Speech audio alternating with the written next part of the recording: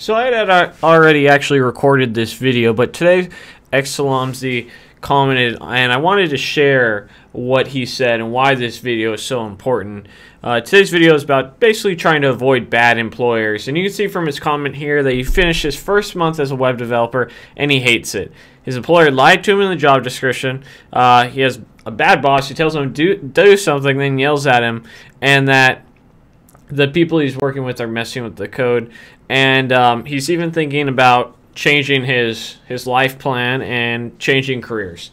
This is how important it is to not work for a bad employer, and why this video is so important. This is commented 3 hours ago on today's video, and I'm going to re-encode the video and put this in the beginning because I just want to really have everybody here understand why it's so important. That a lot of people are like, oh, I'll take any job that'll come my way, and I understand that, but do understand that sometimes you get the awful, and and you should try to avoid it if you can. And so I hope you listen to a few of these tips, and I'm sure read the comments below. People will share theirs as well. But I just feel for this guy, because here's a guy who probably a month ago when he landed his first web development job, I know he was because he came into my live stream and we were talking about it, and he's just loving life. It was like, hell yeah, man, I got my first web dev job. I'm so excited. I love coding. And now 30 days later, he's questioning everything because of a shitty boss at a shitty company. And maybe if he was able to pick up on a few things in the interview process, he would say, you know what, I'm going to hold out a little bit longer. So I hope this really just sort of sinks in. Because, like, for me, it's the reason I make these videos, not only so that you guys can grow and learn, but so you don't make the mistakes that I have made. And luckily, I haven't had any truly awful working situations, but I've also been very careful to avoid them as well. And I just feel for this guy, because I know that feeling when I first got my first web dev job, and you know, I'm only a year later, I'm at my second one, and I love it. I love it, and it would suck so much to be in such an awful environment in which somebody would kill that for me. So I just wanted to share that before we go into today's video.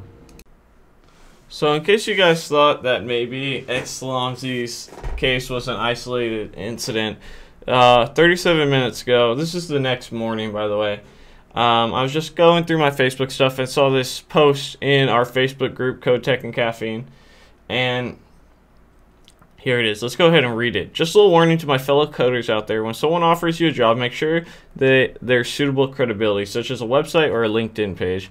I just had 3 months of hell after being naive and accepting an offer. It's really easy to get into something for the money. Make sure it's the right fit for you as well. I was dumb. Even as the sole developer of the company, I didn't code anything for 3 months and was made to do office admin work. My boss was useless. He even made me write the job spec for the new guy when I resigned. He didn't have a clue about technology. He tried to intimidate me into sharing where I was working next. I didn't say anything and was fired / I resigned, not really sure which.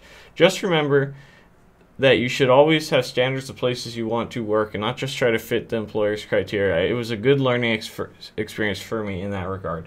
So why am I sharing this? And why is John sharing this? Because it is important. A lot of times we're so caught up in just getting our first job and whatnot, you don't want to waste time with a bad employer or be miserable with a bad employer. So I just wanted to share that. It was just another, it's not as uncommon as you think. So I really hope that you guys end up watching the video and learning from other people's mistakes, my own as well, and you know, Slomsy's and John's. Hey guys, today I want to talk to you about my 3 tips of when you interview to find out if the company is a good fit for you or a bad fit. So make sure that you end up at a good company, because there's a lot of companies that will work you to the bone and not appreciate you. And I've found interviewing with these companies and that I can pretty much guarantee what the result is going to be, and it worries me a little bit because not everyone's so observant. Maybe it's your first 1 or 2 interviews and you don't know what to pick up on. So we're going to talk about a few of the things that you can to find out, hey, I want to work for these guys, or hey, let's run like hell in the other direction.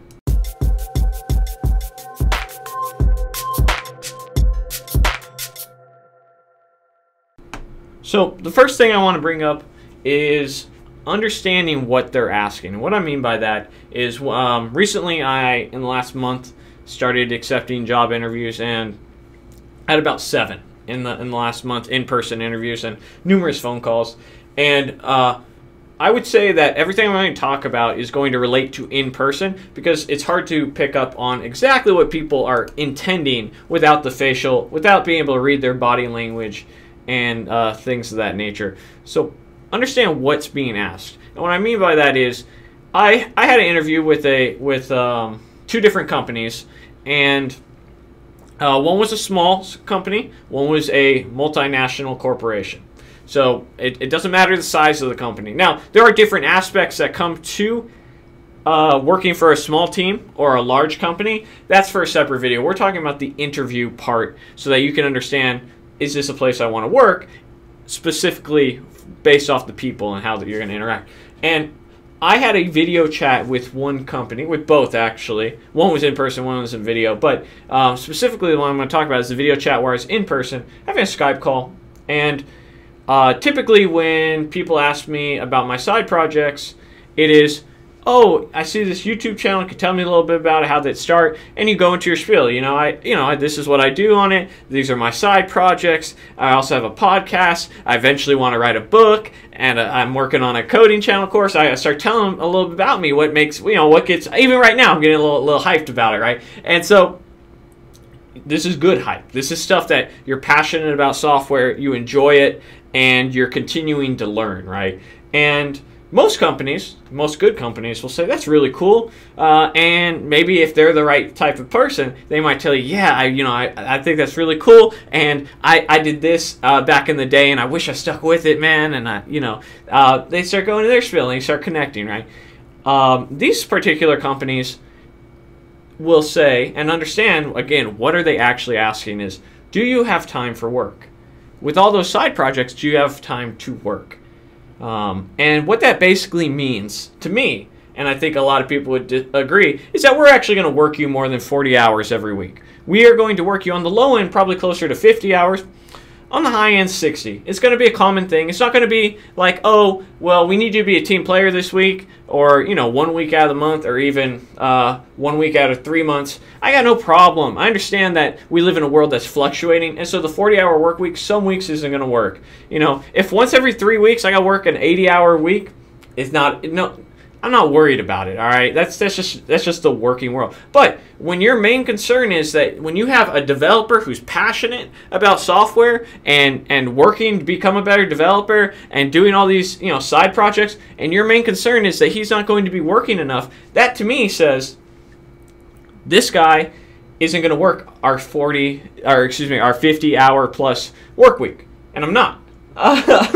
and they're completely right. But my thing is a lot of times those companies themselves aren't going to pay you to work 25% or 50% more. You might make $5,000, $10,000 more, which will only probably be maybe 10% more than your competitor, at 15% more at most, but they're expecting a 50% return. And one thing I can say about one of these companies is when I went there in person, it was very clear how stressed out all the employees were. I met 4 developers face-to-face and talked with them. 2 of them looked very unhappy and looked like they were stressed beyond their belief. And when I was walking down the cubicles, and don't get me started on fucking cubicles, when I was walking down these straight-up box cubicles with the sign, with the please be quiet, we're in a library sign, and I was walking down, and I saw on the left, on the right, other developers. The bulk of them looked very unhappy. The bulk of them looked like they didn't want to be there, and they were there collecting a check. And this just reinforced that thing I noted in our video call before I went in person, that I thought that there was something weird about why you would ask how many hours I'd be able to work. And how, are you going to have time for work? That to me is a very strange question, because obviously, right? Obviously, I'm a salaried employee. I'm expected to put in 40 hours a week. No problem. It's not like I've been working an 8-hour work week all my life and I just decided I want to kick it up a notch. So that's the first thing, is understand what the questions are being asked. And I'm not saying read into it too much. But based off of the conversation, what are they really trying to ask? The second thing I would say to watch out for is what I call the coolness factor. When they're trying to sell you on how cool it is to work here, more so than good salary and good benefits and everything else. And oftentimes in the coolness factor, they will ask you how much you expect to get paid and start negotiating with you. Not necessarily even negotiating, but trying to put you at a price point because money's tight. A lot of times this is at startups. Money's tight, or they don't care how good you are. They just want somebody that can barely fit that role at a certain price point. And essentially wasting your time a lot of times too. And what I mean by the coolness factor? Well, it's always like the same guy. I've had this guy like 3 times, and I don't mean like literally the guy, but it's always the same sort of personality.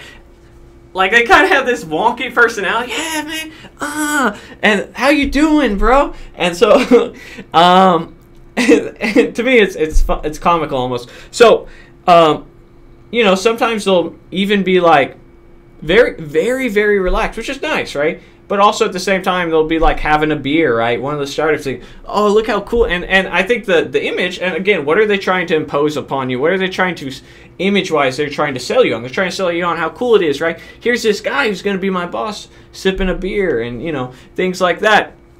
Oh, that's really cool, man. You know, if I could have a beer once or twice a day at work, and that definitely make up for the $20,000 less they're going to pay me, right? And oftentimes, whenever I've had this over-the-top coolness factor, and that's not to say that you can't have a cool workplace, right? My current job has a slide from like the second story down to the first, and it's cool. It's like I think it's cool, but like when I went in there, they didn't like sit like the thing was on the job. Yeah, we have this nice new building. They're proud of it. And they're telling me about it, and but they're not like, look at the slide. Easily, I bet the other place you work at don't have a slide, right? So it's one of those things where why are you so focused on the coolness factor? And a lot of times, those same people who are focused on the coolness factor is the second you're in there, let's talk money. What are you looking to make? Because that's all that matters at the end of the day, and they want to get you as cheap as possible, regardless of if you're a good developer or not. They just want to get someone in there for cheap, and that's part of the process. So when they're focusing too much on the coolness factor, start having some red flags go off, and start maybe not necessarily being on guard, but start making in the mode where you're making mental notes about the other things that are happening at that point. And thirdly, the last thing is the old switcheroo, as they say. And what I mean by that is a lot of the companies that I tell people to put on the brakes and start flying red flags is if you have a individual who is telling you all the things that you have go right and then immediately start slamming you like they're building you up, right? And immediately start slamming you about everything that's wrong with you and how they're gonna fix you, and they'll literally use the word fix sometimes. I don't need fixing, bro. All right, like I'm a grown ass man. You ain't gonna fix me. This is what you get. I'm gonna become a better developer on my own time, but I don't need fixing. So that was one thing I really thought was kind of where you're gonna fix me. All right. But the old switcheroo, where they build you up and then they just tear you down in the process, and this happens a lot, believe it or not. A lot of you know, hiring managers, and this is a lot of times at smaller companies where there aren't any hiring managers. To be honest, there's just like the person that owns the tiny company, and they go and they like to build you up. And then they like to tear you down to make the drop that much harder, I think, so that they can negotiate a little bit more. And this is something I really advise you to stay away from. And it's a strange world out there when you interview, because there are so we've talked about the 3 main things that stand out to me when I interview. And some of these you can tell over the phone. It's a lot easier to tell someone's intentions in person, right? So like the switcheroo, where someone's building up and they're telling you what's wrong. It really depends on how they're delivering that, right? So I'll give a perfect example. I am interviewed, and one company that I wanted to work at and I had a pleasurable experience was, they said, yeah, well, we're an Angular shopper, current version Angular 4. I have practical experience in Angular JS, professional rather, and they say, you're not perfect fit, but clearly you have experience in working with Angular, and we can see that you have a passion to learn, and so we don't see any problem with that. That is a very civilized response. And in the other case, the negative person, they would say, you only have Angular JS experience. We're gonna have to teach you everything from the ground up about Angular 4, and we're gonna fix that so you're gonna be much better. And we're gonna trying to sell you on that. And that should be the thing, is watch out for the salesman. So you shouldn't have to be sold on working for a company. You should show up, interview the people. You've done a little bit of research about the company, presumably, and it should be apparent by, hey, are these guys happy? But the developers I'm meeting, do they look happy? And can they carry on a conversation with me? Do I think I'm going to vibe with them? That should be what's going to sell you. What technologies are they using? But when they're trying to sell you on the coolness factor, when they're trying to do that, or they're trying to sell you on how great it would be if they graced you, if you will, with their presence to fix your gaps, right? There's always going to be gaps. But sometimes people will sell you on how hard they're going to fix you on that, and this and that. And so that's always something that really feels dirty, is when they're trying to sell you on how you need them. It's like, look, bro, you need to hire me to help you. All right, like it's a two-way street. And what happens is sometimes these selling aspects of, it's like they're doing you a favor, giving you a job. You're not doing me a favor. I'm a developer. We all get jobs eventually, right? And so the mentality I'm trying to send you, and this is going to be a harder thing for people who are trying to break into the industry. And I understand if you have to go work for some scumbag employer that is going to tear you down for 6 months while you're there just to get that experience.